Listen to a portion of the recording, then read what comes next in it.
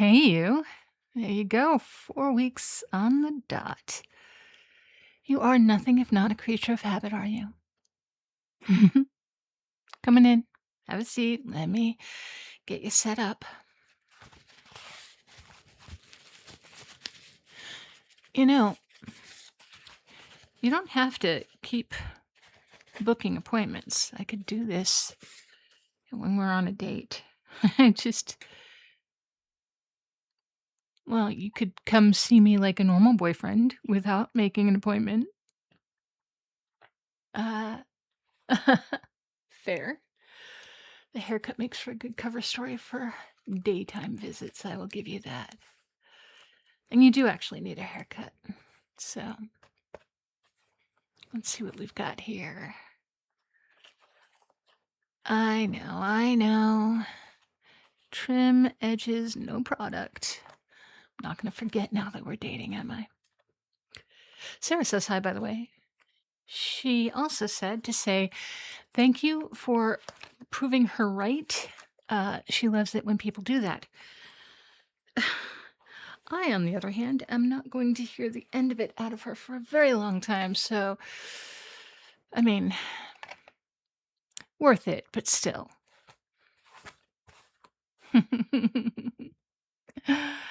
Oh, yeah, she was here until about 20 minutes ago. She made quite the production of closing up her station and winking at me on the way out, saying that she was going to give us some alone time as if we don't ever see each other outside of the salon. So, it is just us. So, oh, something different? I don't know if I'm prepared for this side of you. Uh, Getting a little wild now that we're dating, a little comfortable. No? Is that what we're doing? No more just the trim the edges, no product? We're gonna explore. Is that what we're doing? Okay, well, what do you want then?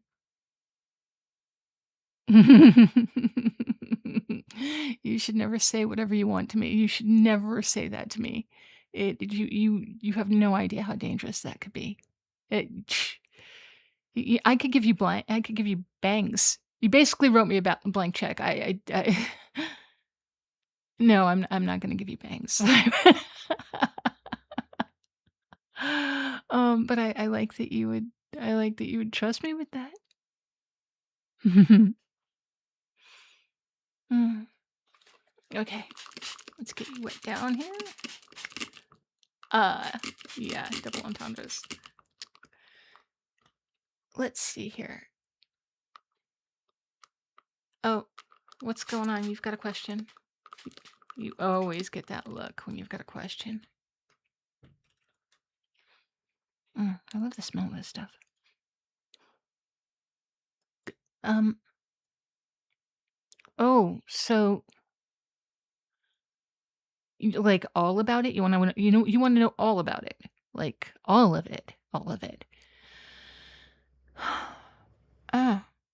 No, no, it's okay. I've never had this conversation before, you know? Like not an all-encompassing, like, all about the wolves type of thing. Not with someone who wasn't, like, one of us or already in the know, that type of thing. But yeah, yeah, okay, sure. What do you wanna know? Um, okay, well, you went right for the big one, didn't you? Um, it feels like it's it's not like it's not like a switch getting flipped. It's like, have you ever been at the beach and you feel the tide coming in?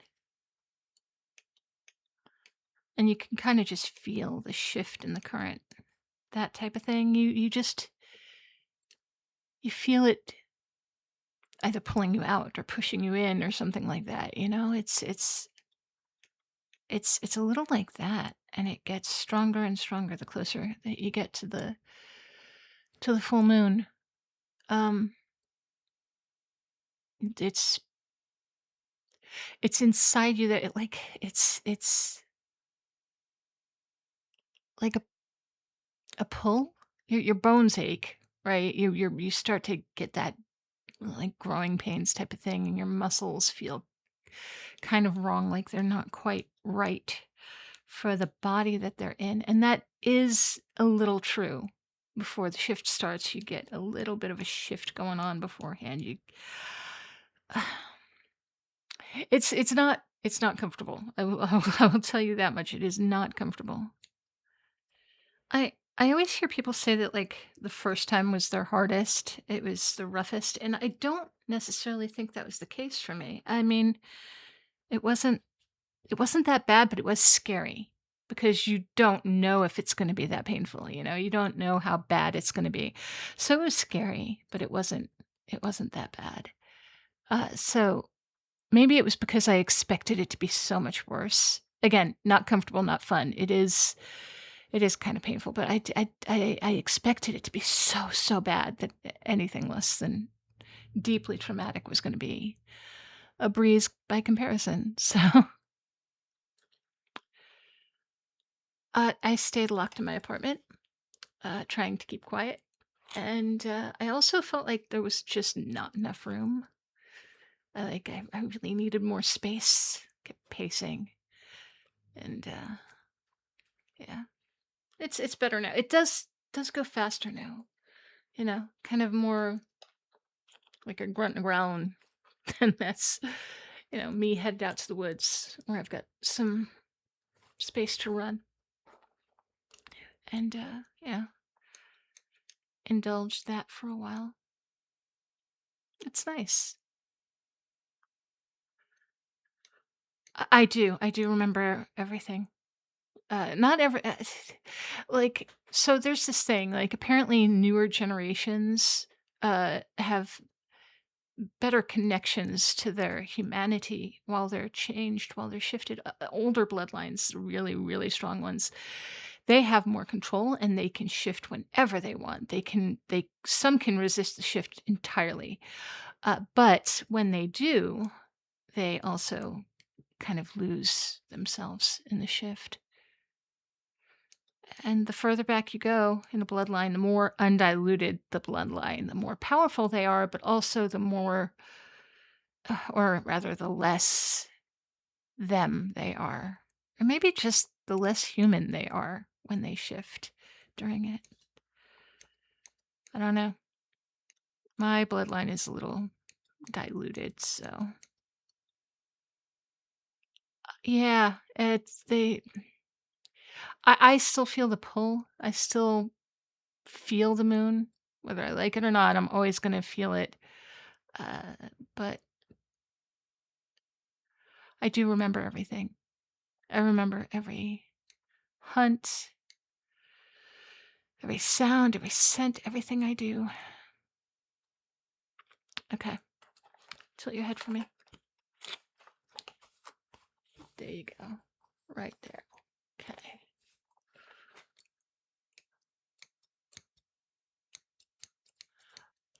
Me? I was bitten.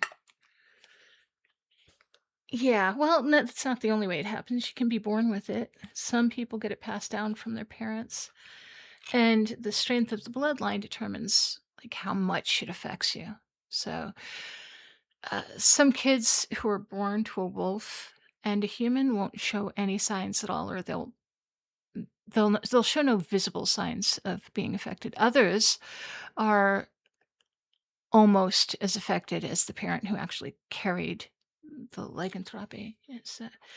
The other way is obviously you get bitten, and I was bitten.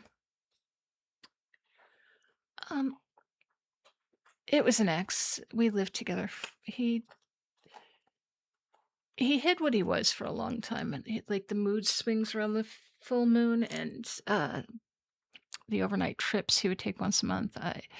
I noticed that he was coming home like really exhausted, and I thought I thought he was having an affair. Actually, it's not that uncommon of an assumption. I know that now. So I just confronted him about it, and he told me the truth. No, no, I wasn't afraid of him. I'd lived with him for ages at that point. Like, he wouldn't have hurt me. He was my boyfriend. He was a monster. He was just this guy. He was this guy with a condition. Uh, so no, it didn't work, not because of that. I don't know, we were at different points in our lives. I was still young, he was much older than I thought he was, and, he really wanted to have kids, and I was so not ready for that, especially not without knowing, like, what I was entirely signing up for, right? Like like, would I have a kid who was affected or not? Would I would I be a good mother even if I had a kid who wasn't? And to what strength would the child be affected? All these things. I mean, parenthood is not for the faint of heart to begin with. Now I'd be more comfortable with it. Uh, at the time, though, I was just too young, and so he he did move on. He didn't have an affair, but he did end up marrying another werewolf. Yes, I consented to the bite. I absolutely consented to the bite. I thought we were going to be together for a long time, and I wanted to be together for a long time. And the one thing about the bite is that it does extend your life. Mm-hmm. Yep. I am much older than I look. No, no, no, no, no, no, no, no, no, not like hundreds of no. No, I am not. Go ahead. You can guess if you wanna guess. Oh, that's fair. That's a good guess. I am 10 years older than you are. I know, I don't look at it. Mm. Someday, if we end up staying together and you never decide to ask me for the bite, you will end up with a woman who looks like she's much younger than you are, even though I've got a good decade on you. Anyway, that was the story. Yeah, yeah, I'm good. It was a while ago. It was a long, long time ago now. Uh, 15 years? Yeah, I'm over it. He's living happily ever after. They've got kids. They're doing well. I've got my business. And being single hasn't been that bad. It's worth holding out for the right person. Mm. What else do you want to know? Okay, so I think I mentioned this. Everything's kind of amplified, like everything, like the sounds, the sights, the scents. It's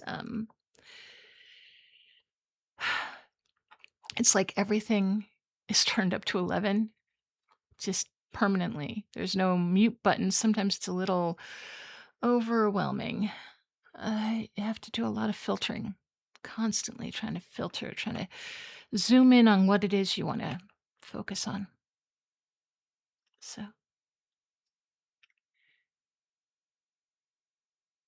that's uh that's one of the things that I like about you. One of the reasons I was so intent on you, if that makes sense. You make it easy to focus on one thing. You make it easy to focus on you. your scent, your heartbeat, your body heat. It's it's something I can focus on, and it makes everything else go a little quiet. And very few things make everything else go quiet. The world is always loud and busy and smelling like a million things. Uh, so it's nice to be able to focus on just one thing, one person. Mm. Years, years of everything being too much, and having one person who can make everything go still. Do you have any idea what that's like? I I ask that, and I think you probably can't, but, I yeah, you can understand it even if you don't know, right? Yeah. Okay, what else? What else do you want to know? Hit me. Well, okay, so the ones that are hereditary, they can live for a really long time. Like, they can live centuries. Like, there was one that was like, I met one who was like 800 years old or something like that. And I don't think that's the oldest. But somebody like me, it's on the lower end. I'll live longer than a human. I'll live a lot longer than a human, but I'm not going to live centuries and centuries. So I don't know. Nobody handed me a manual. We don't get instructions. They'll come with warranties, and it's also like the shifting and the control thing. Like it's different based on a bunch of different factors, like how weak the bloodline was, but that got passed down to you will affect it. So we can judge based on the previous couple of generations of lichens that have passed this down to us. But so, any other questions? The throat thing again. Oh, well, what would it mean if you went back there now that I know that I know that you know? I don't know. Well, no, I do. If you went back there right now, you lean back, you close your eyes in the basin, let me wash your hair. You bare your throat, and you're doing it knowingly, knowing everything that I've told you, knowing what that gesture is. Uh, in in my world, it means that you're surrendering, that you're giving me your trust, that you're saying that you're mine, and you're saying that you know what I could do to you, and that you choose me anyway. It's not casual. It's not relaxation. It is a gesture. I I always have to fight the instinct to take it that way. But now it would be different. I would have a hard time taking it as just a shampoo. So if ever you need me to wash your hair before a cut, you're gonna have to specify. Uh, so you want what? You you wanna you want a shampoo now? Like you want okay, so I just said this. You want a shampoo or you want a shampoo? You want to Okay, so nobody's ever asked me for shampoo knowing like what that gesture is when you open your throat like that, when you lean your head back and expose your throat like that. The last time you did it, you didn't know, or like maybe you had an idea, but you didn't know that you knew that you knew. And so there was that, there was that plausible deniability there. But if you do it now, right? If you do it now, like, is that there's really not a way to interpret that any other way except that you're giving yourself to me.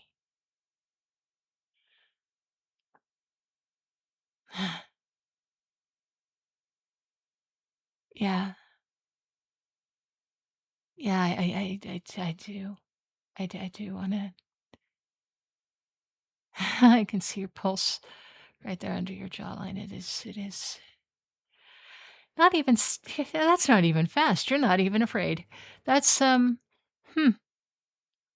Even I'm getting a little flustered.